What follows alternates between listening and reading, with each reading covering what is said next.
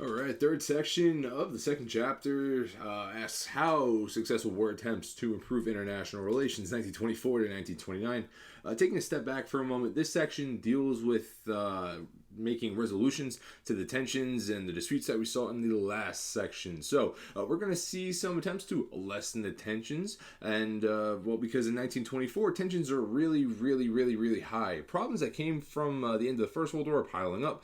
Border disputes arise. Other challenges are presented that came from the Paris Peace Conference and settlements that came from it. Economies are falling all around Europe, and many European countries, they're going to actually leave the gold standard. The gold standard refers to money being backed by gold, and to print more money to cover more cost, which by definition is going to lead to inflation. Well, more money is available, however, the value of money goes down.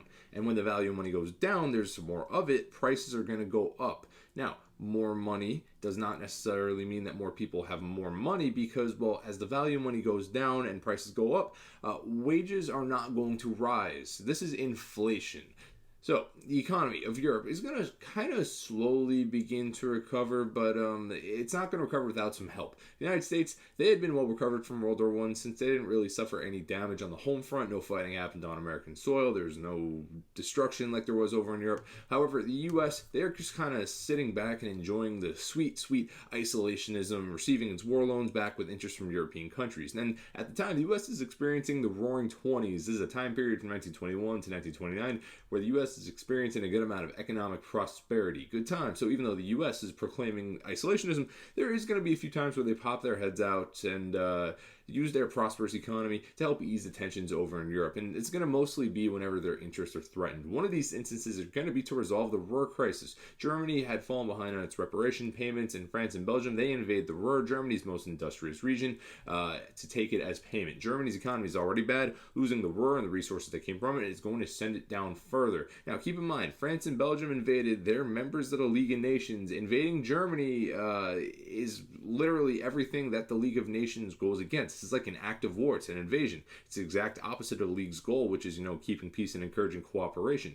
Germany claims that it can't make its reparation payments. We all knew that from how the Paris Peace Conference and the Treaty of Versailles were hammered out. But since Germany's claims fell on deaf ears for the most part, reparations were included anyway due to the lack of consensus. So, reparations payments from Germany, just so you know, they were kind of going in a large cycle. Germany was paying countries like France and Belgium, and then they were using the reparations money to pay back loans that the U.S. had given them during the war. And the U.S., they're going to want their money back. France and Britain say they can only pay back the U.S. loans if they get their reparations payments, which they're not getting. This gives U.S. a vested interest in making sure the German economy recovers and that Germany is able to repay their reparations. So, in order to resolve the Ruhr crisis that was sending the German economy even further down, we are going to have the Dawes Plan. The Dawes Plan is the solution to the Ruhr crisis that is put forward by American banker Charles Dawes. And under the Dawes Plan, France and Belgium, they are going to leave the Ruhr and return to Germany. German reparation payments are going to be restructured, not reduced, restructured. Germany can now only pay what they could afford. Germany's national bank is going to be restructured and supervised by other more stable countries. And Germany is going to get a big loan from the United States to help stabilize their economy and also put them in a better position to make their reparations payments. Now, this solution works for a couple of reasons. First off, Germany gets money to float their economy and pay reparations. That makes France happy. That makes Belgium happy. That makes Britain happy. That also enables them to pay back the United States. So the United States is going to be happy too. This is going to be like the first time that France was even willing to consider negotiating and change to the Treaty of Versailles. Previously, remember, they wanted to crush Germany to death. They wanted them to never be able to economically recover. And if the French and Belgium had continued to occupy the Ruhr and not budge on a deal, well, Germany probably would have been crushed pretty quickly. France's unwilling to negotiate was one of the reasons for the failure of the Genoa Conference. So this is going to add some stability to Europe, France being kind of willing to negotiate, not because they suddenly like Germany and they're best friends, but because that this is mutually beneficial. Mutually beneficial in the fact that Germany gets a loan from the United States, their economy goes up a little bit, they're able to afford the reparations payments. France gets these reparation payments and they're now able to pay the U.S. loan debt that they had. Everyone is happy. This is going to continue into the Locarno Conference. Locarno is put together to try to create some more stability in Europe, also some more security too. France, Belgium, Germany, they agree to respect each other's borders. This is going to effectively affirm the Paris Peace Conference settlement and the Treaty of Versailles. They also agree that no military action is going to be taken unless a country is defending themselves. Also at Locarno, a treaty of mutual guarantee, guaranteeing aid from Britain and Italy to any country that fell victim to aggression in violation of Locarno treaties. Technically guarantee that Britain would aid France if Germany attacks, which gives France more security, which they obviously like. Touching back on Italy for a second, Italy had been extremely aggressive in their foreign policy previously from the beginning of the 1920s, but Benito Mussolini quickly realized that as the only fascist country in Europe, he needs to kind of tone it down a bit or risk being isolated like Russia. He also realizes that Italy is in absolutely no position, either economically or militarily, to challenge Britain or even France. So Mussolini and Italy are going to get a lot more diplomatic in working with Britain and France and Germany and also Belgium. Mussolini actually turned out to be a pretty solid diplomat. He's going to play a pretty big role in a lot of the tension settling treaties and the events of the 1920s that settle some of the tensions amongst Europeans. Anyway, back to Locarno. Locarno was actually Germany's idea. It's put together by Germany's foreign minister. His name is Gustav Stresemann.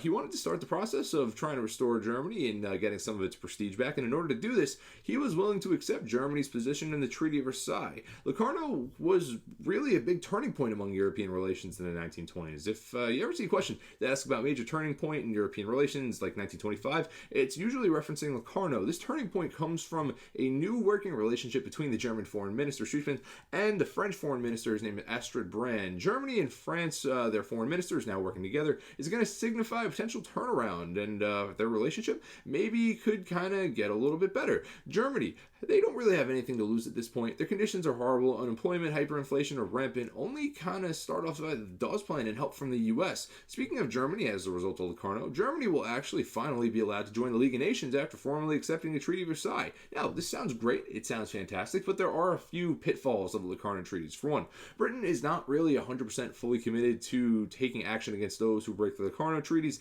Other nations had to be aggressive first, and then the victim nation was allowed to make an appeal to the League. Also, the French, even though they are now willing to negotiate with Germany, as shown by Dawes, as shown by Locarno, they still do not trust them in the slightest. They are not just best friends magically. Even though Locarno gave France some of the promise of security that they wanted, the French still hold a great disdain towards Germany. You can clearly see that in this political cartoon right here. It's called The Clasp of Friendship, the French version. The French and German foreign minister, along with the British foreign secretary, see how they're all holding hands, making a pact?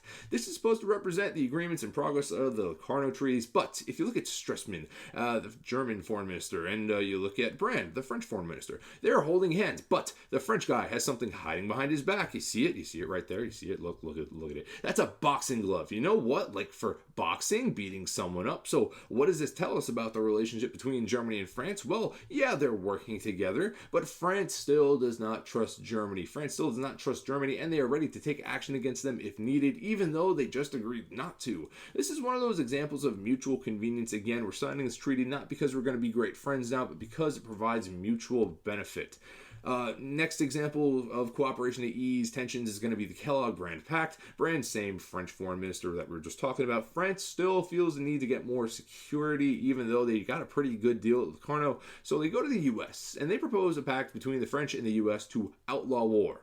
Now, the U.S. is supposed to be isolationist, and they really don't have much interest in joining anything that puts them in the middle of world affairs, especially anything that could drag them into a conflict. But not signing a pact to outlaw war kind of makes you look like you want war, right? So the U.S. proposes that instead of it just being the U.S. and France, that the pact be open to other nations as well. And the result is 1928's Kellogg-Brand Pact, named after U.S. Secretary of State Frank Kellogg and French Foreign Minister Astrid Brand. 60 countries wound up joining: USA, France, Britain, USSR, which is now USSR at this point, Soviet Union, Germany, Italy, Japan, plenty more. And signing on to this pact means that your country agrees to outlaw war and settle disputes by peaceful means, diplomacy. France gets what they want, a bunch of countries appearing to provide protection against German aggression, even though it doesn't really do that, but it's just what France wanted anyway. Also provides rather isolated nations like Germany, like Japan, like the USSR, some international recognition and a chance to be a part of stuff. And, it seems all nice, an agreement to outlaw war, but who wouldn't really sign on? However, However, there's a few problems. First off,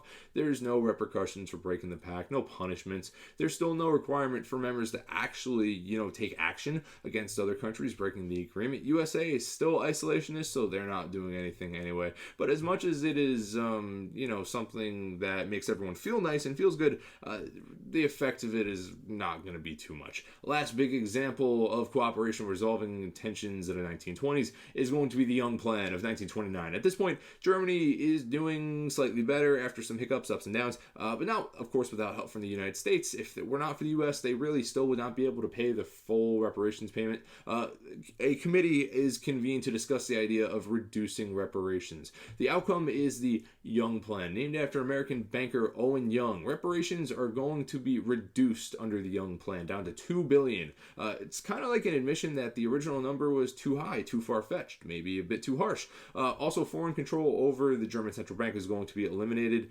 The Young Plan, probably the best showing of France's willingness to negotiate with Germany of the 1920s. Remember Genoa, France absolutely unwilling to do anything caused the failure of the Genoa Conference and even eventually led to the Rapallo Pact between Germany and Russia. France realizes that by continuing to press for the full amount of reparations, they were in the minority against the US and Britain. Also, it would make them less secure in the long run if they were the only ones still pushing for Germany to be severely punished. Remember at the Paris Peace Conference, France hated Germany, wanted them to be punished to the max. Britain was like middle ground, wanting them to be punished but able to economically recover so Germany could be a trade partner to Britain in the future. USA on the low end saying that punishment would just lead to resentment. France would have been isolated, so they wind up realizing that they need to change up. So really quick, just touching on the changes that we've seen so far with a few of the major powers. France, they started with that hardline approach to Germany, unwilling to budge, also extremely wary of Russia and communism. After the Dawes Plan to resolve the Ruhr invasion, France and German foreign ministers, they developed somewhat of a working relationship, which leads to Locarno. And while France still doesn't trust Germany, they are cooperating for mutual benefit, so that is a good thing. This cooperation leads Germany to formally accept the Treaty of Versailles and actually joining the League of Nations as well. Kellogg-Briand Pact outlaws war, Young Plan reduces reparations. So France, they start off hardline hating Germany, but over time it become more willing to deal with them, not because they like them, but because it is mutually convenient. Britain, they are also extremely wary of Russia because of communists. They had like somewhat of an up and down diplomatic relationship with Russia throughout the 1920s until 1927 when they kind of cut off. The US, they're supposed to be isolationists. Well, are they? Meh. For the most part, they did not get involved with international affairs unless their own interests were threatened, and their own interests were threatened more than a couple times. Dawes loaned money to Germany to pay back reparations, reparation payments used to pay back American loans, ensuring recovery of European economy kind of became their best interest, so they do wind up supporting the European economy to get their own loan money back. The USA does not attend Locarno, though. Germany, under the German foreign minister Gustav Stresemann, Germany did kind of okay by the mid-1920s, of course with help from the US, and they wind up joining the League of Nations after Locarno, becoming a little bit less isolated and getting more involved in world affairs. USSR, and at this time USSR, Soviet Union, they're not allowed to join the Paris Peace Conference or the League back when it was organized. They changed from Russia to the USSR, forming several communist satellites by 1924. They remained mostly isolated throughout the 1920s due to communism.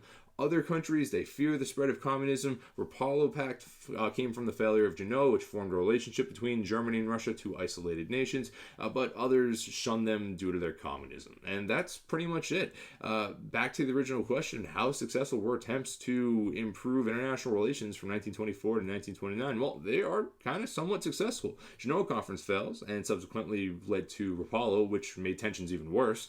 Dawes was successful. Locarno was successful. Kellogg-Briand was successful. Young was kind of successful. It kind of helped change France from hardline anti-Germany, won't negotiate, won't adjust anything having to do with the Treaty of Versailles or the Paris Peace Conference, to being open to making changes, to being willing to negotiate, not because they're friends again, but because this is mutually convenient. France and Germany, they would both benefit from this. Even if they don't love each other, they don't have to. If they're working together, that's better for everyone. It makes Europe's economy just a little bit in a better position to recover. France still massively distrusts Germany, but this is going to be a huge turning point in the relations of Germany and France. There you go. That's it for the third section in Chapter 2. Up next, the last section of Chapter 2.